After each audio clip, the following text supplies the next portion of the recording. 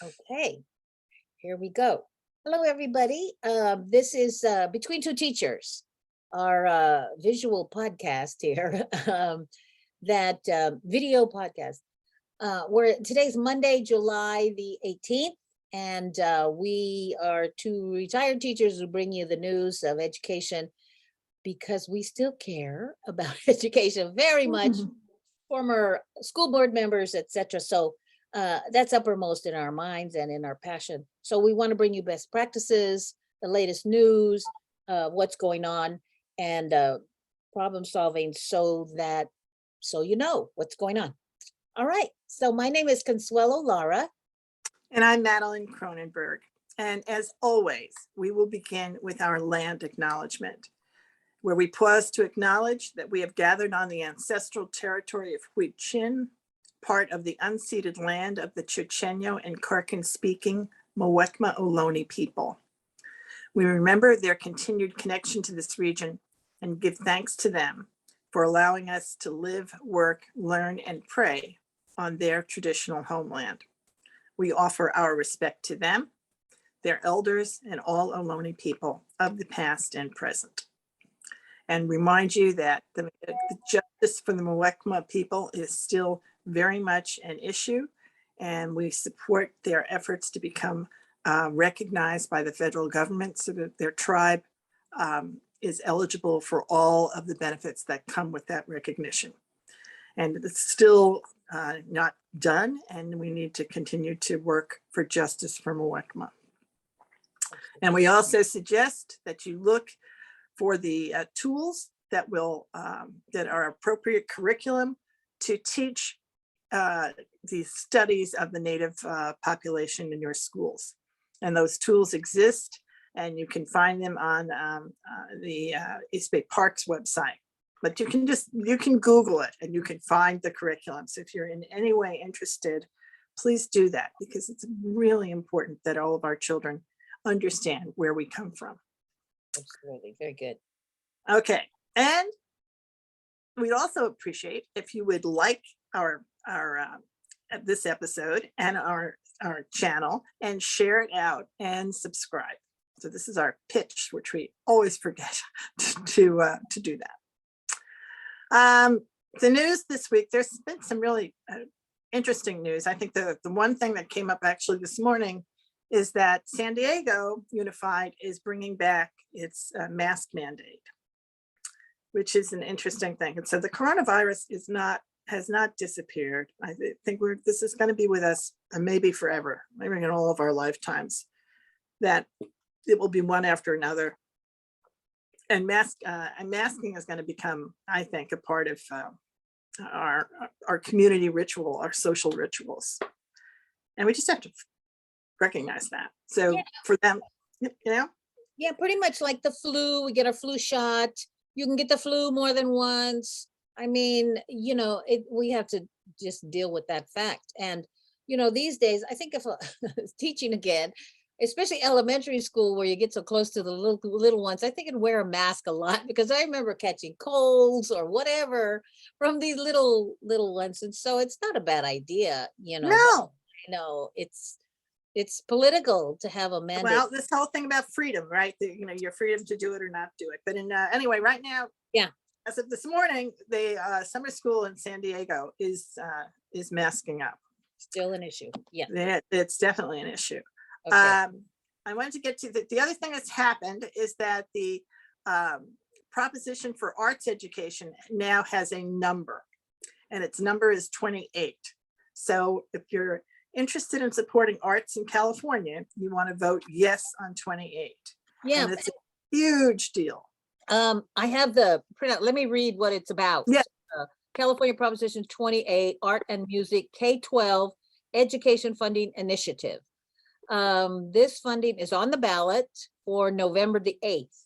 And a yes vote would require an annual source of funding for K-12 public schools for arts and music education to, at minimum, 1% of the total state and local revenues that local education agencies receive under Proposition 98. So, and there's more to it, but it's the idea, it's prioritizing arts. That's right.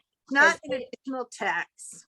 No, and It's it's just, prioritizing because it's just as important as math and English and science. And in fact, you can teach all of those things through the arts. that's And right.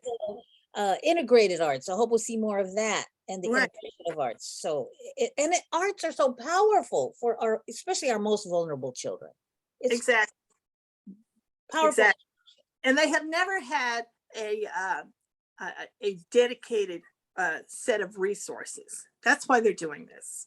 Right? Yes. So we understand that's what we're responding to here.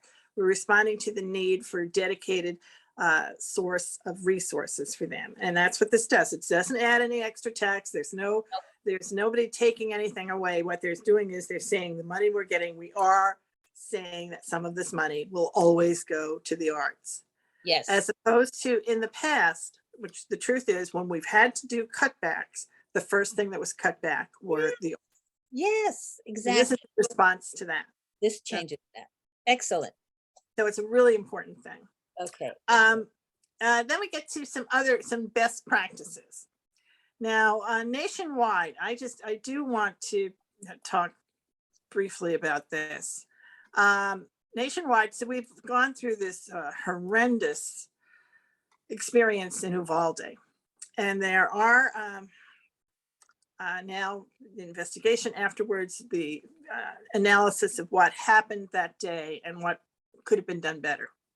And I just wanted to point out that there's an organization called United on Guns, and they have put out a resource for US mayors and city managers called, it's unbelievable, but this is the name of it, a mass shooting playbook.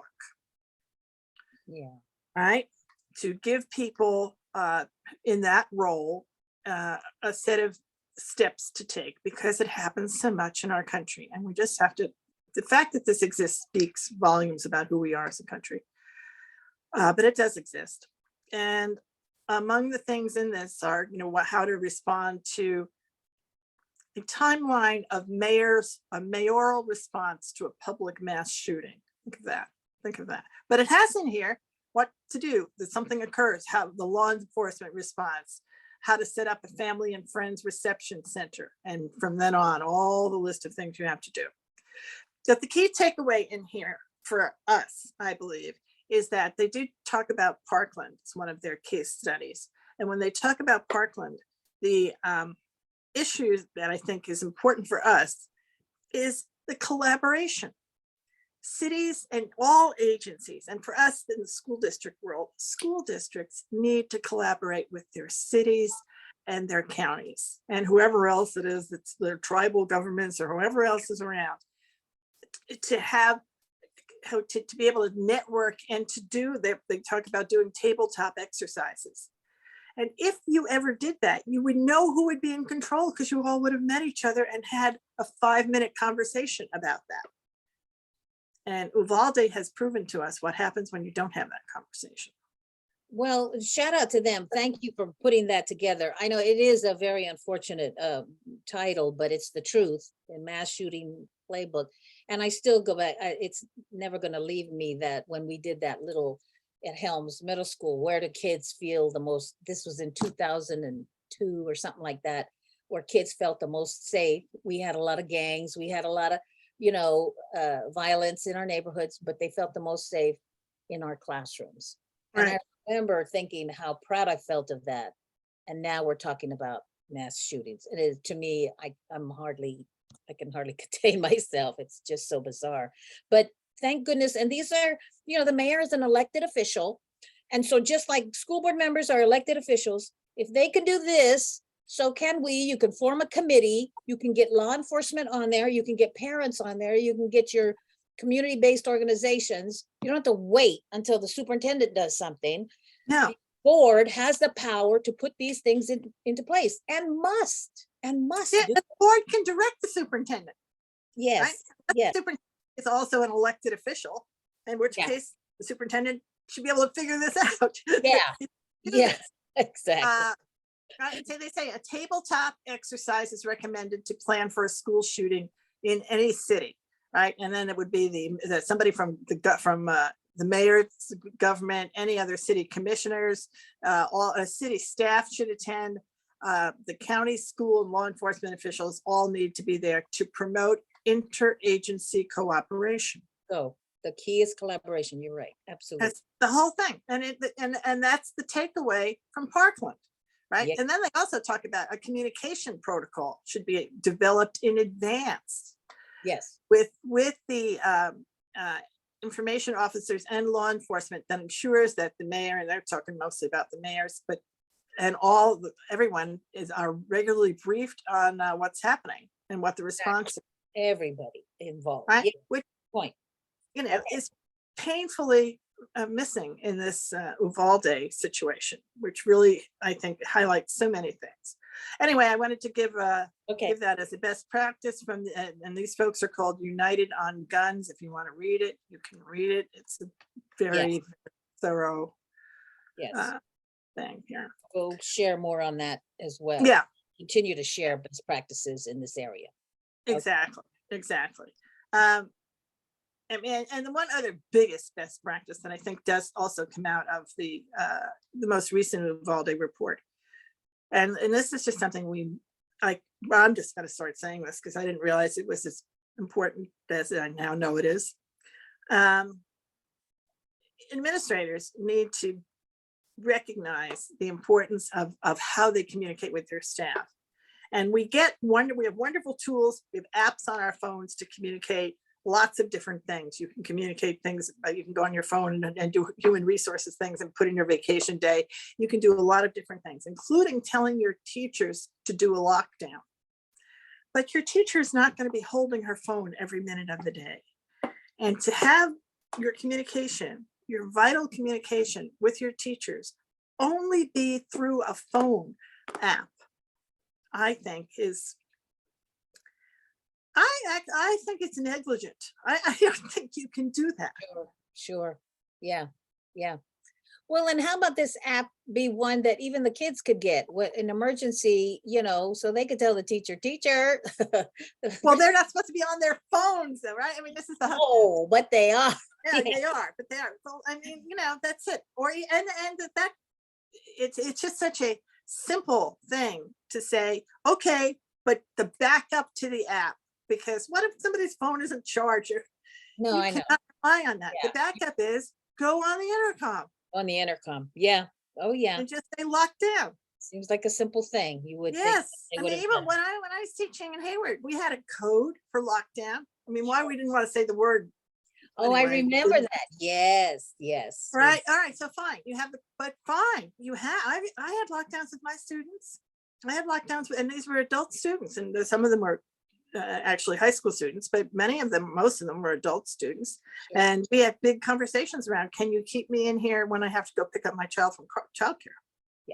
Yeah, sure. That's like our kinds of conversations. But the truth is, if you're really in danger, then don't you want to stay? Yeah. So you have to assume that, anyway, you really have to do this. This has to be elevated way up. Exactly. That there is no such thing as it's one, I can pick either to do it or not do it. No. Yeah, right. Use all the methods of communication. Exactly. Yeah, use them all. Okay. That's the big best practice that comes out. Absolutely. That's it. And I cannot say that one enough. Then the other ones, I just wanted to give a big shout out to San Francisco. Yes. San Francisco has done, so they have their new superintendent, Mr. Wayne, who used to be in West Contra Costa and who also used to be in Hayward. And now he is back in San Francisco, where he had been as an executive director, and he's their superintendent. And yesterday, Sunday, he held an all-day retreat where his board got together Sunday morning at 9:00 and talked about student achievement and how to build community and how to do best governance practices.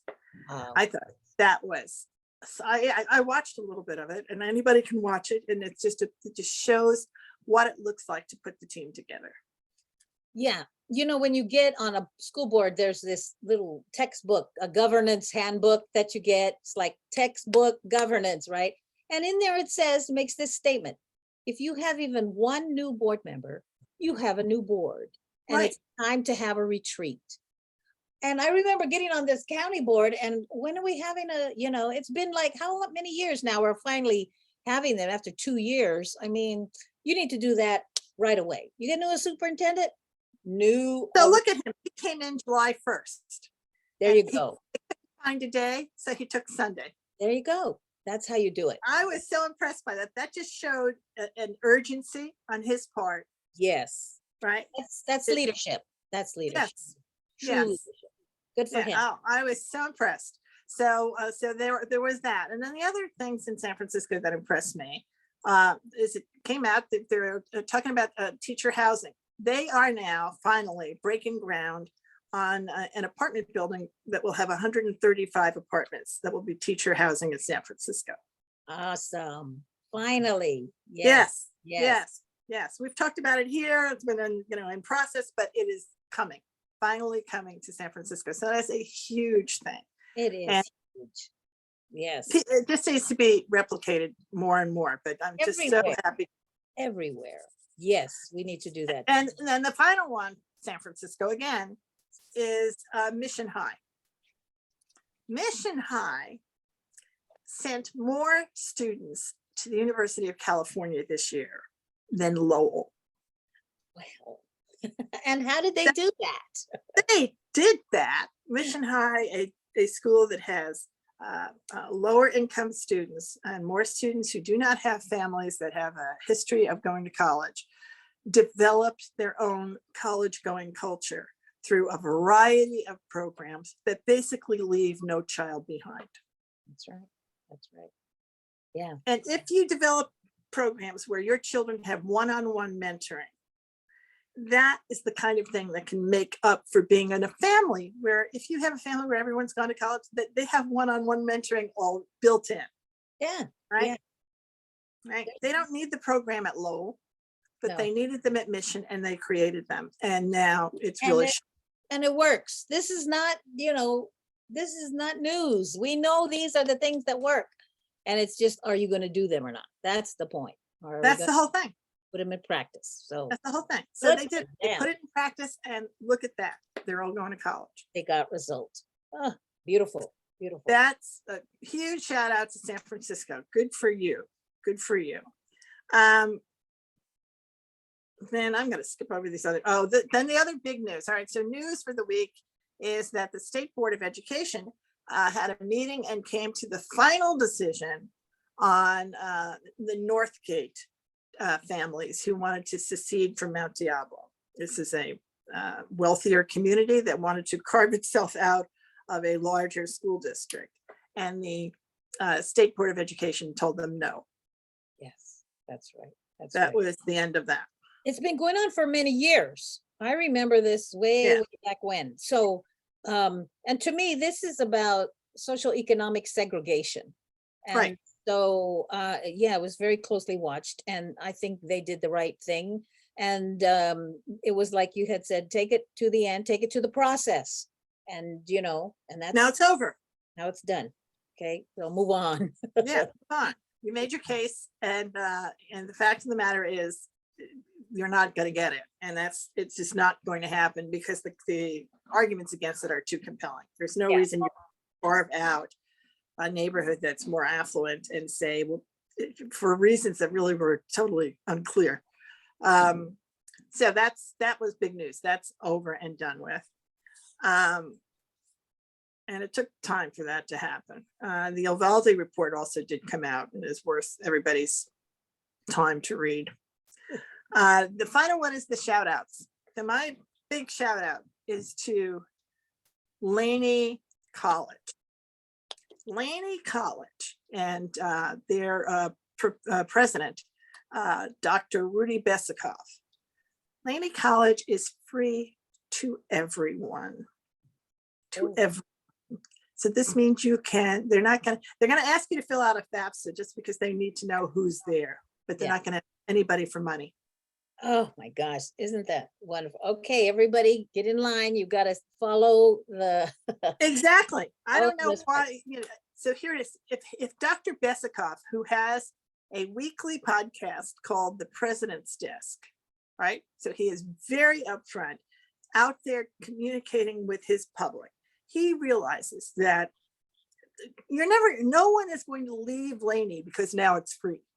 Yeah, yeah, Right? yeah. It's going to do that. And I don't know why you would, I mean, the other schools, I would think Berkeley City is going to have to follow because they are, they are the direct competitor from Laney. And then if Berkeley City follows, the next school next to them is Contra Costa College. That's right. That's right. So if they did that, as well as what we mentioned last week about getting all their teachers who have master's degrees, Right. 150 students, get them as teachers, they could increase their enrollment. Right. Right. Big They would time. and they would be serving the community. What did Laney do with that? They are now serving their community. Yes, they So are. this is, everybody's free. The Pilates class is free. The German class is free. How to travel through Europe class is free, as well as all of them, all the ESL, bringing everybody in. Every aspect of your community is free at Laney. You can all come in. There are no barriers. Oh, that's wonderful. Wonderful, wonderful. I just hope that, so Dr. Besikoff, 3 cheers to you. And I'm just so thrilled that he actually did it. And it's a big thing to do.